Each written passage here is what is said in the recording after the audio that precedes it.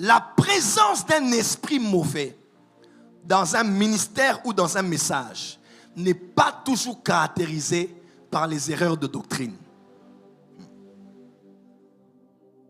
Une doctrine de démon, écoutez-moi très bien, une doctrine de démon n'est pas toujours caractérisée par ce que l'on dit lorsque l'on prêche.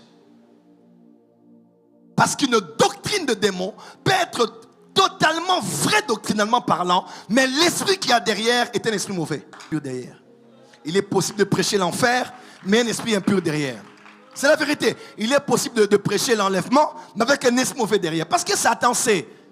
Satan ne viendra pas séduire le Congolais avec un message de « vous aurez beaucoup d'argent ». On dira facilement que c'est un pasteur qui aime l'argent. Satan va vous séduire avec des gens qui semblent prêcher un message vrai, mais avec un mauvais esprit derrière.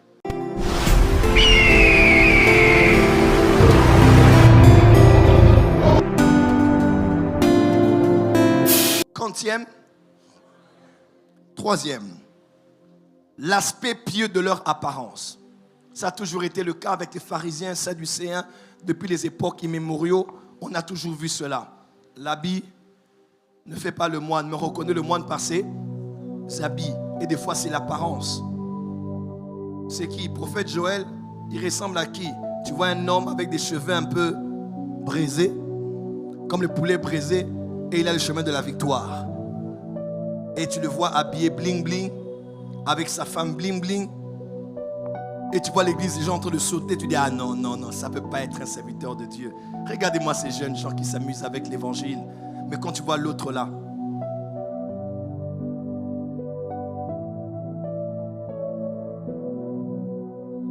et quand tu vois ça, tu dis non, cette maman vraiment est une servante de Dieu. Azanabo polo, azanabo yambi, bondimi, azanabo tosi, bo yambi njambe, tata.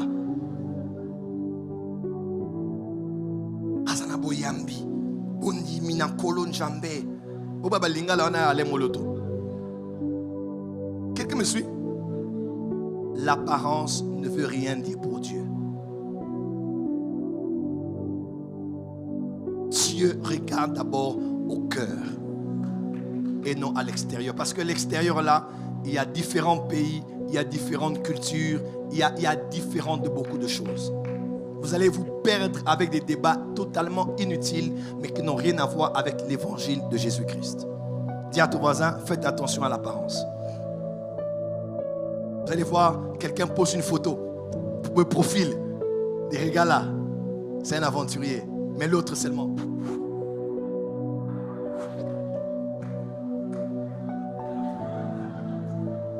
Des fois, il enlève sa photo, il met juste peut-être une plante ou Jésus. Ce n'est pas parce qu'on met Jésus partout que Jésus est là. Je peux vous dire quelque chose ici. Satan nous connaissant. Si Satan doit séduire les Congolais, il va les séduire comment? Non, nous nous connaissons nous tous ici. Si Satan doit envoyer un faux pasteur qui va séduire beaucoup de gens, il viendra comment?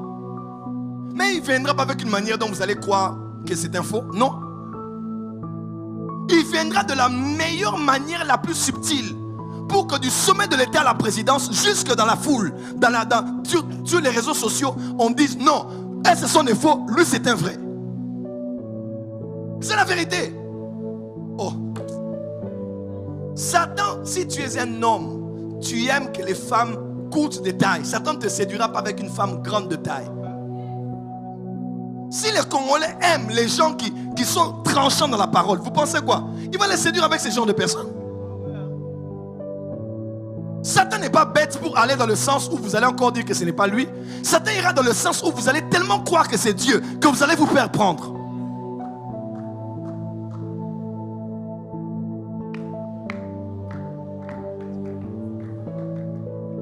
Pour terminer, autre chose. Quatrième, l'intonation véridique de leur message. Acclame et je vais parler. Alléluia. On va aller pour clôturer. L'intonation de leur message. Regardez ces serviteurs, ce sont des serviteurs de Dieu. Écoutez-les. Actes chapitre 16, n'est-ce pas? Et tout le monde les suivait. Ils ont dit, si cette femme a pu dire que Paul et Silas, ce sont des vrais serviteurs de Dieu, alors c'est une vraie servante de Dieu. Parce que tout ce qu'elle disait, c'était la vérité. Est-ce qu'elle mentait? Son message était théologiquement correct. L'intonation était correcte. Le fond était correct. La forme était correcte. Tout ce que cette femme disait était totalement vrai. C'était des serviteurs de Dieu et on devait les écouter. Premier jour, rien. Deuxième jour, rien.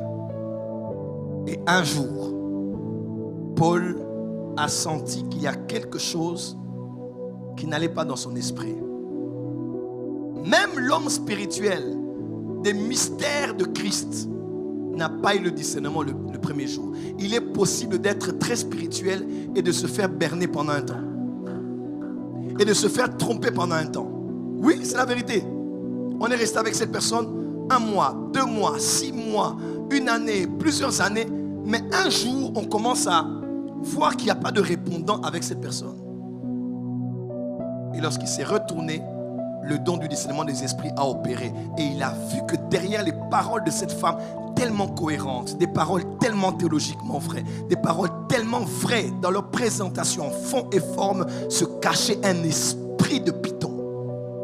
Comment prophète Joël, quelqu'un qui peut prêcher un message vrai d'apparence, clair d'apparence, pieux d'apparence, théologiquement vrai, ce n'est même pas une hérésie, mais il peut avoir derrière un esprit qui est mauvais.